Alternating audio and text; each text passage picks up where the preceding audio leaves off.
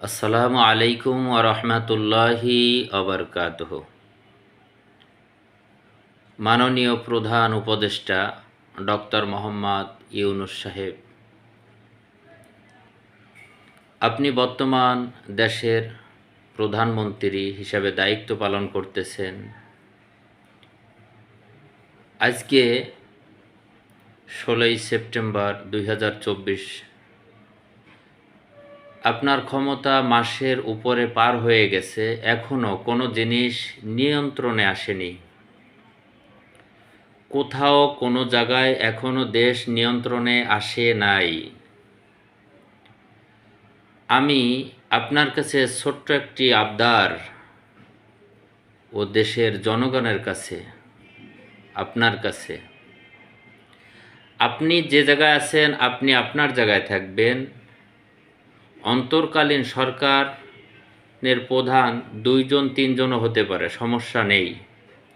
আমিও প্রধান উপদেষ্টা হিসেবে আপনার পাশে আমি বসতে চাই মাত্র 40টা দিনের জন্য। এই দেশ সব কিছু নিয়ন্ত্রণে নিয়ে আসবে ইনশাআল্লাহ। কেননা দেশ পরিচালনা করতে গেলে, দেশ চালাইতে গেলে মেধার দরকার, আকলের দরকার, আকল মেধার দরকার। শুধু ডিগ্রি থাকলেই চলবে না। তাই আমি আপনার পাশে মাত্র 40টা দিনের জন্য বসতে চাই, মাত্র 40টা দিন।